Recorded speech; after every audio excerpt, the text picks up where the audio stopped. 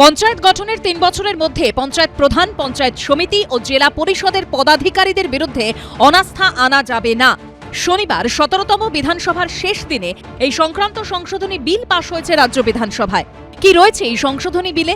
এতদিন পর্যন্ত পঞ্চায়েত গঠন হওয়ার দিন থেকে ২.৫ বছরের মধ্যে পঞ্চায়েত প্রধান, পঞ্চায়েত সমিতি ও জেলা পরিষদের পদাধিকারীদের অপসারণ করতে অনাস্থা আনা যেত না। সংশোধনী বিলে সেই সময়সীমা ২.৫ বছর থেকে বাড়িয়ে ৩ বছর করা হলো। ফলে এখন থেকে পঞ্চায়েত গঠনের ৩ বছরের আগে কোনো অনাস্থা প্রস্তাব আনা যাবে না। পঞ্চায়েত মন্ত্রীর দাবি, এই সংশোধনী বিল পাশ হওয়ায় পঞ্চায়েত স্তরে উন্নয়নের কাজে সুবিধা হবে। আমরা দেখলাম যে যদি ৩ বছর হয় তাহলে এই প্রেক্ষিতে মানে যেহেতু পরিকল্পনা হচ্ছে, তারপরে অর্থ আসতে দেরি হচ্ছে, সব মিলিয়ে যে পরিকল্পনার যে ব্যবস্থা আমাদের, তাতে ৩ বছর যদি ইমিউনিটিটা বাড়ানো যায়, বর্তমান যে পরিস্থিতি আমরা দেখছি যে এখন এই পরিকল্পনাগুলো সব অনুমোদিত হচ্ছে, এর ভেতরে যদি কোনো রকম অনাস্থা আসে যে অনিশ্চয়তা হবে, তাতে পরিকল্পনা অনুযায়ী কাজ করার অসুবিধা হবে। অতীতে পঞ্চায়েত স্তরে অনাস্থা আনার ন্যূনতম সময়সীমা ছিল ১ বছর। এরপর ২০১৫ সালে তৃণমূল সরকারের আমলেই সংশোধনী এনে ১ বছর থেকে সময়সীমা বাড়িয়ে ২.৫ বছর করা হয়েছিল। এবার সেটাই বাড়িয়ে ৩ বছর করা হলো। গত কয়েক বছরে গ্রাম পঞ্চায়েত স্তরে একাধিকবার তৃণমূলের গোষ্ঠীকন্দল প্রকাশ্যে এসেছে। কখনো দলীয় দ্বন্দ্বে হাতছাড়া হয়েছে গ্রাম পঞ্চায়েত, আবার কখনো পঞ্চায়েত অফিসের মধ্যেই প্রধান উপপ্রধানকে ঘিরে তৃণমূলেরই পঞ্চায়েত সদস্যদের বিক্ষোভের এই ছবি সামনে আসায় অস্বস্তি বেড়েছে শাসক দলের।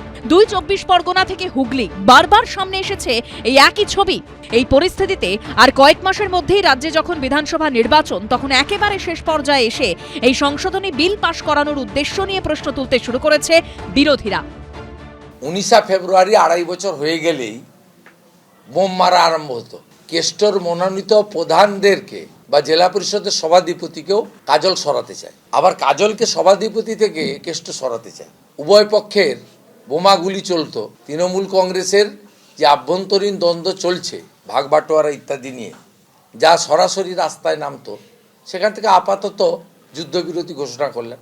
কিন্তু আলটিমেটলি এই ধামাচাপা দিয়ে বিধানসভাকে এবং সরকারকে অপব্যবহার করে কিছুদিন হয়তো রক্ষা করা যায়, কিন্তু বেশি দিন রক্ষা করা যায় না। এটা বিরোধীদের একটা অভ্যেস। তারা যে কাজই হোক সবকিছুর ভেতরে একটা ত্রুটি খুঁজে বেড়ান, সেটাকে রং চড়িয়ে বলতে ভালোবাসেন। কিন্তু আমার যেটা দুঃখ হয়, ওনাদের একবারও মনে হলো না যে ৪ বছর যে ১০০ দিনের কাজের এখানে লেবার বাজেট দেওয়া, আমাদের যে প্রাপ্য MGNREG এর, সেটা যে বন্ধ রইল।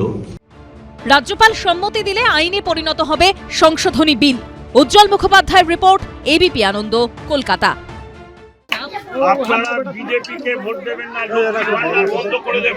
লক্ষ্মীর ভান্ডার চাই, তাহলে ভোট দিতে হবে তৃণমূলকেই। বিজেপিকে ভোট দিলেই সব বন্ধ, এমনই সতর্কবার্তা শোনালেন কামারহাটির তৃণমূল কাউন্সিলর।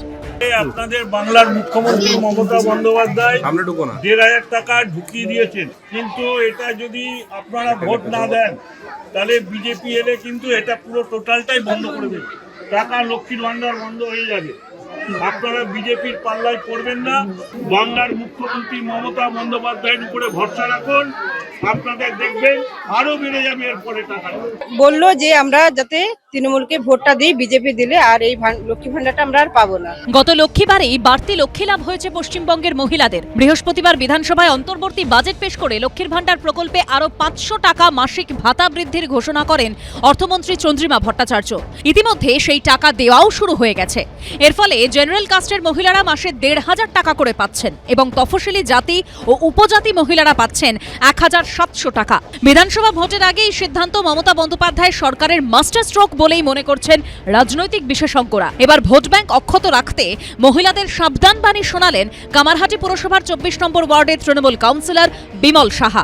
শনিবার নিজের ওয়ার্ডে লক্ষ্মীর ভাঁড় বিলি করেন তিনি। সেই সঙ্গে ঘটে ফেলার জন্য মহিলাদের হাতে কয়েনও দিলেন। তখনই বিজেপিকে ভোট না দিতে কার্যত সতর্ক করে দেন তৃণমূল কাউন্সিলর।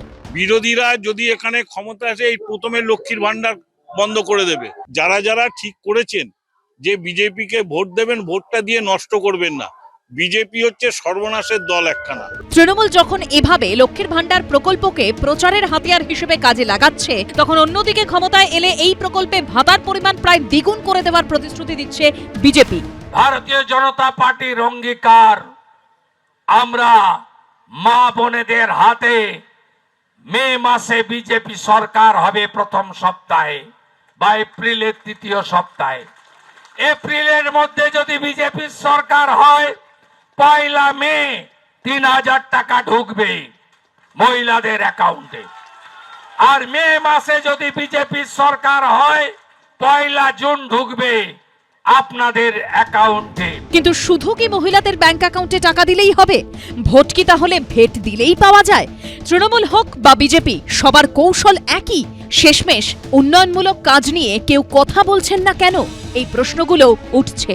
রাজ্যের মহিলারা কার পাশে থাকবেন সেটা পরিষ্কার হয়ে যাবে কয়েক মাসের মধ্যেই। সমীরণ পাল, শিবাশিস মৌলিক ও ভাস্কর মুখোপাধ্যায়ের রিপোর্ট, এবিপি আনন্দ।